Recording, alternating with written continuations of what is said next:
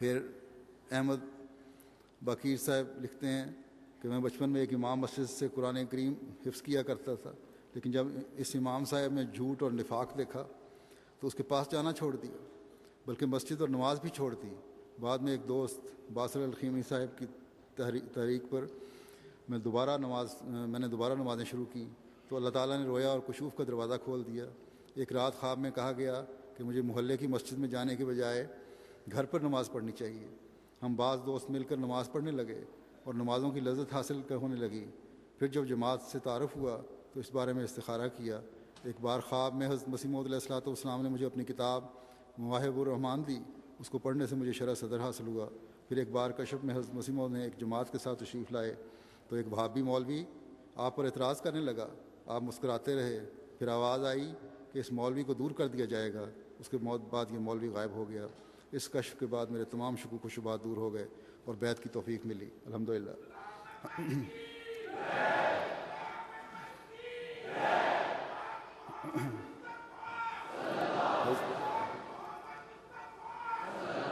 حضرت مسیح موعود علیہ السلام فرماتے ہیں کہ دعویٰ نبوت سے پہلے کی کسی کی دعویٰ نبوت پر سب سے پہلے زمانے کی ضرورت دیکھی جاتی ہے، پھر یہ بھی دیکھا جاتا ہے کہ وہ نبیوں کے مقرر کردہ وقت پر آیا ہے یا نہیں، پھر یہ بھی سوچا جاتا ہے خدا نے اس کی تائید کی ہے یا نہیں، پھر یہ بھی دیکھنا ہوتا ہے کہ دشمنوں نے جو اعتراض اٹھائے ہیں ان اعتراضات کا پورا جواب دیا گیا ہے یا نہیں۔ جب یہ تمام باتیں پوری ہو جائیں تو مان لیا جائے گا کہ وہ انسان سچا ہے، ورنہ نہیں۔ اب صاف ظاہر ہے کہ زمانہ اپنی زبان حال سے فریاد کر رہا ہے کہ اس وقت اسلامی تفرقہ کے دور کرنے کے لیے اور بیرونی حملوں سے اسلام کو بچانے کے لیے اور دنیا میں گمشدہ روحانیت کو دوبارہ قائم کرنے کے لیے بلا شبہ ایک آسمانی مسلح کی ضرورت ہے جو دوبارہ یقین بخش کر ایمان کی جڑوں کو پانی دے۔ اور یہ بات آج کل کے مسلمان بھی تسلیم کر رہے ہیں، اخباروں میں بھی لکھ رہے ہیں، کالموں میں بھی لکھ رہے ہیں اور میٹنگوں میں بھی کہا جاتا ہے کہ ہمیں اگر ایک ہونا ہے، اسلام کی ترقی ہونی ہے تو ہمیں خلافت کی ضرورت ہے، ایک مسلح کی ضرورت ہے۔ لیکن جو مسلح اللہ تعالیٰ نے مبعوث فرمایا ہے اس کو ماننے کے لیے تیار نہیں، اور فرمایا اور اس طرح پر بدی اور گناہ سے چھڑا کر نیکی اور راستے کی طرف رجوع دے۔ سو عین ضرورت کے وقت میں میرا آنا ایسا ظاہر ہے کہ میں خیال نہیں کر سکتا کہ بجز سخت متعصب کے کوئی اس سے انکار کر سکے۔ اور دوسری شرط یعنی یہ دیکھنا کہ نبیوں کے مقرر کردہ وقت پر آیا ہے یا نہیں، یہ شرط بھی میرے آنے پر پوری ہو گئی ہے، کیونکہ نبیوں نے یہ پیشگوئی کی تھی کہ جب چھٹا ہزار ختم ہونے کو ہوگا تب وہ مسیح موعود ظاہر ہوگا، جو قمری حساب کے روح سے چھٹا ہزار جو حضرت آدم کے ظہور کے وقت سے لیا جاتا ہے مدت ہوئی جو ختم ہو چکا ہے، اور شمسی حساب کی روح سے چھٹا ہزار ختم ہونے کو ہے۔ ما سوا اس کے ہمارے نبی صلی اللہ علیہ وسلم نے یہ فرمایا تھا کہ ہر ایک صدی کے سر پر ایک مجدد آئے گا جو دین کو تازہ کرے گا، اور اب اس 14ویں صدی میں سے 25 سال گزر چکے ہیں اور 22واں گزر رہا ہے، 21 سال گزر چکے ہیں اور 22واں گزر رہا ہے۔ اب کیا یہ اس بات کا نشان نہیں کہ مجدد آ گیا؟ اور تیسری شرط یہ تھی کہ کیا خدا نے اس کی تائید بھی کی ہے یا نہیں؟ سو اس شرط کا مجھ میں پایا جانا بھی ظاہر ہے، کیونکہ اس ملک کے ہر ایک قدم کے ہر ایک قوم کے بعض دشمنوں نے مجھے نابود کرنا چاہا اور ناخنوں تک زور لگایا اور بہت کوششیں کیں، لیکن وہ اپنی تمام کوششوں میں نامراد رہے۔ کسی قوم کو یہ فخر نصیب نہیں ہوا کہ وہ کہہ سکے کہ ہم میں سے کسی شخص نے اس شخص کو تباہ کرنے کے لیے کسی قسم کی کوشش نہیں کی، اور ان کوششوں کے برخلاف خدا نے مجھے عزت دی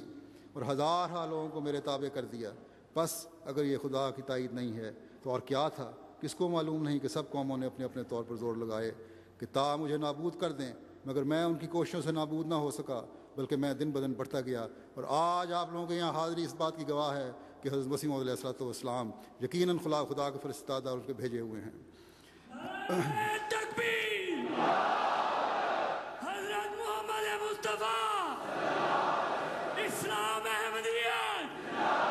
اسلام احمدیت، غلام احمد کی، غلام احمد کی خلافت احمدیہ، حضرت امیر المومنین، نعرہ تکبیر۔ آپ فرماتے ہیں پس اگر خدا کا ایک پوشیدہ ہاتھ میرے ساتھ نہ ہوتا اور اگر میرا کاروبار محض انسانی منصوبہ ہوتا تو ان مختلف تیروں میں سے کسی تیر کا میں ضرور نشانہ بن جاتا اور کبھی کا تباہ ہوا ہوتا، اور آج میری قبر کا بھی نشان نہ ہوتا، کیونکہ جو خدا پر جھوٹ باندھتا ہے اس کے مارنے کے لیے کئی راہیں نکل آتی ہیں۔ وجہ یہ کہ خدا خود اس کا دشمن ہوتا ہے، مگر خدا نے ان لوگوں کے تمام منصوبوں سے مجھے بچا لیا، جیسا کہ اس نے 24 برس پہلے خبر دی تھی۔ ماں سوا اس کے یہ کیسی کھلی دلیل ہے کہ خدا نے میری تنہائی اور گمنامی کے زمانے میں کھلے لفظوں میں براہین احمدیہ میں مجھے خبر دی کہ میں تجھے مدد دوں گا اور ایک کثیر جماعت تیرے ساتھ کر دوں گا اور مزاحمت کرنے والوں کو نامراد رکھوں گا۔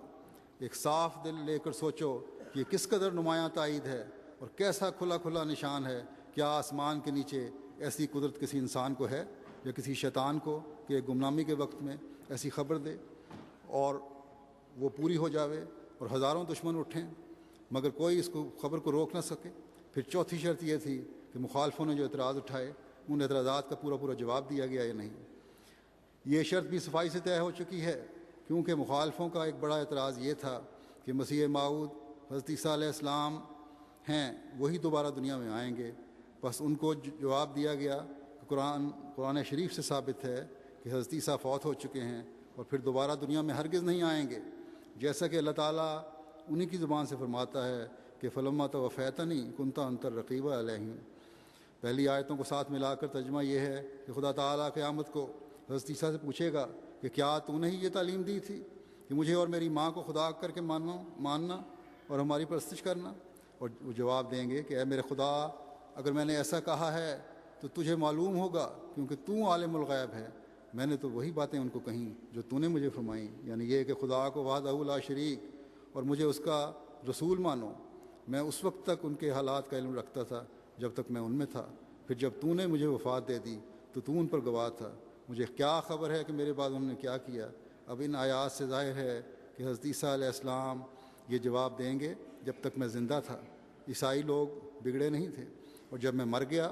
تو مجھے خبر نہیں کہ ان کا کیا حال ہوا۔ بس اگر مان لیا جائے کہ حضرت عیسیٰ علیہ السلام اب تک زندہ ہیں تو ساتھ ہی ماننا پڑے گا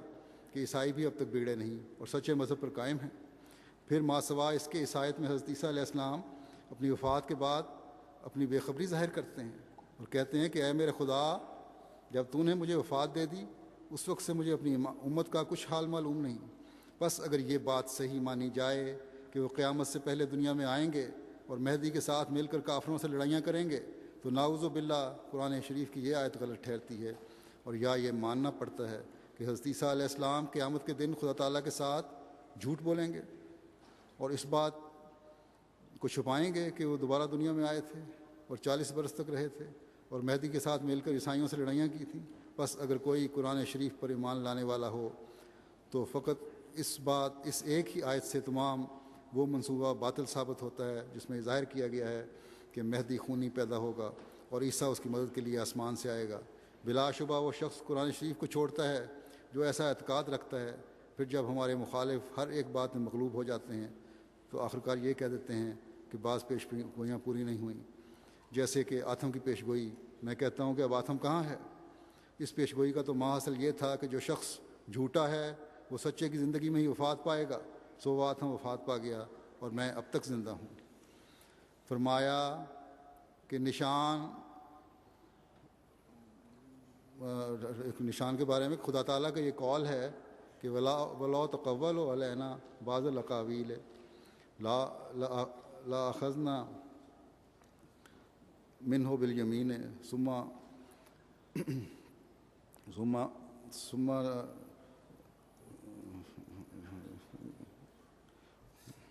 ثُمَّ لَقَطَعْنَا مِنْهُ الْوَتِينَ۔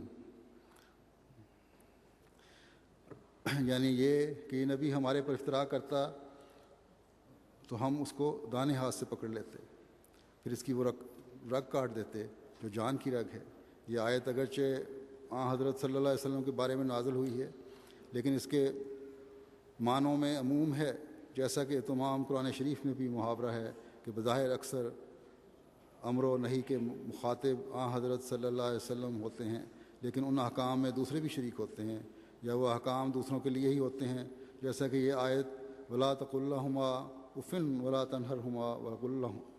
وَقُل لَّهُمَا قَوْلًا كَرِيمًا، یعنی اپنے والدین کو بیداری کا کلمہ مت کہو اور ایسی باتیں ان سے نہ کر جن میں ان کی بزرگی کا لحاظ نہ ہو۔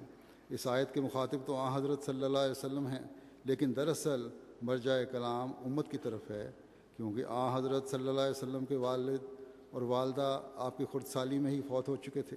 اور اس حکم میں ایک راز بھی ہے، اور وہ یہ ہے کہ اس آیت سے ایک عقل مند سمجھ سکتا ہے کہ جب کہ آن حضرت صلی اللہ علیہ وسلم کو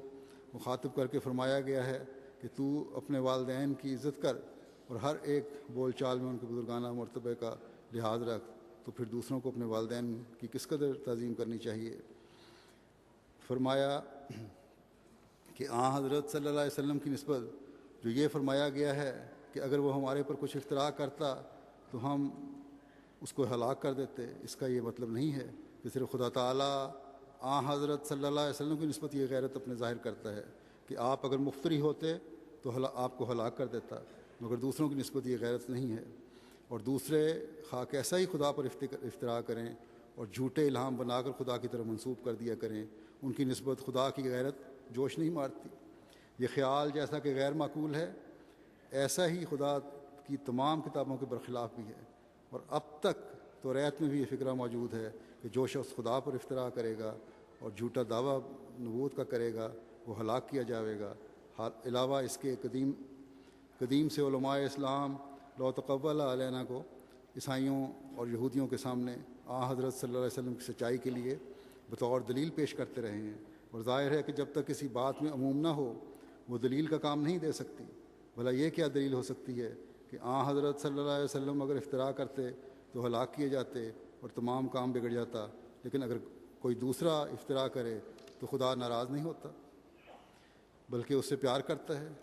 اور اس کو آن حضرت صلی اللہ علیہ وسلم سے بھی زیادہ مہلت دیتا ہے اور اس کی نصرت اور تائید کرتا ہے۔ اس کا نام تو دلیل نہیں ہے رکھنا چاہیے، بلکہ یہ تو ایک دعویٰ ہے جو خود دلیل کا محتاج ہے۔ افسوس میری عداوت کے لیے ان لوگوں کو کہاں تک نوبت پہنچ گئی کہ آن حضرت صلی اللہ علیہ وسلم کی سچائی کے نشانوں پر بھی حملے کرنے لگے، چونکہ ان لوگوں کو معلوم ہے کہ میرے اس دعویٰ یا وحی اور الہام پر 25 سال سے بھی زیادہ گزر چکے ہیں۔ فرمایا کہ اور ابھی معلوم نہیں کہ کہاں تک خدا تعالیٰ کے علم میں میرے ایام دعوت کا سلسلہ ہے، اس لیے یہ لوگ باوجود مولوی کہلانے کے یہ کہتے ہیں کہ ایک خدا پر افتراء کرنے والا اور جھوٹا ملہم بننے والا اپنے ابتدائی افتراء سے 30 سال تک بھی زندہ رہ سکتا ہے اور خدا اس کی نصرت اور تائید کر سکتا ہے اور اس کی کوئی نظیر پیش نہیں کرتے۔ اے بے باک لوگوں، جھوٹ بولنا اور گوں کھانا اپنے ایک برابر ہے۔ جو کچھ خدا نے اپنے لطف و کرم سے میرے ساتھ معاملہ کیا، یہاں تک کہ اس مدت دراز میں ہر ایک دن میرے لیے ترقی کا دن تھا، اور ہر ایک مقدمہ جو میرے تباہ کرنے کے لیے اٹھایا گیا خدا نے دشمنوں کو رسوا کیا۔ اگر اس مدت اور اس تائید اور نصرت کی تمہارے پاس کوئی نظیر ہے تو پیش کرو، ورنہ بموجب آیت لو تقول لا علینا یہ نشان بھی ثابت ہو گیا اور تم مجھ سے پوچھے جاؤ گے۔ تکبیر! حضرت محمد مصطفیٰ غلام احمد کی خلافت احمدیہ، حضرت امیر المومنین حضرت خلیفۃ المسیح الخامس، نعرہ تکبیر! اور یہ سلوک آج تک آپ کی جماعت سے ہو رہا ہے، جیسا کہ میں نے ذکر کیا تھا۔ جو سعید فطرت لوگ ہیں وہ خوابیں دیکھ کر جماعت میں شامل ہو رہے ہیں اور ہر سال ہو رہے ہیں، اور ایک بڑی تعداد ہے جو ان کی خوابیں دیکھ کر شامل ہوئی ہے۔ ان کو تو خدا تعالیٰ کی طرف سے منظر خوابیں آنی چاہیے تھیں کہ جس مسیح و مہدی کی جماعت میں شامل ہونے کے لیے تم استخارے کر رہے ہو، اس کی جماعت میں شامل ہونے کے لیے خدا سے رہنمائی طلب کر رہے ہو، تو ہوشیار ہو جاؤ، یہ تو جھوٹا ہے۔ ہم نے تو نعوذ باللہ اسے ذلیل و رسوا کرنا ہے، کر دیا ہے۔ بلکہ آج دشمن ایک ہو کر کس قدر جماعت کو ختم کرنے کی کوشش کر رہے ہیں، اور یہ سازشیں اب جیسا کہ میں نے کہا اور ملکوں میں بھی پھیل رہی ہیں، صرف چند ملکوں تک محدود نہیں ہیں بلکہ بین الاقوامی ہو چکی ہیں۔ یہ خدا کی طرف سے نہ ہوتا اگر آیا ہوا امام مہدی اور مسیح موعود، تو لو تقول علینا کا نشان پورا ہوتا۔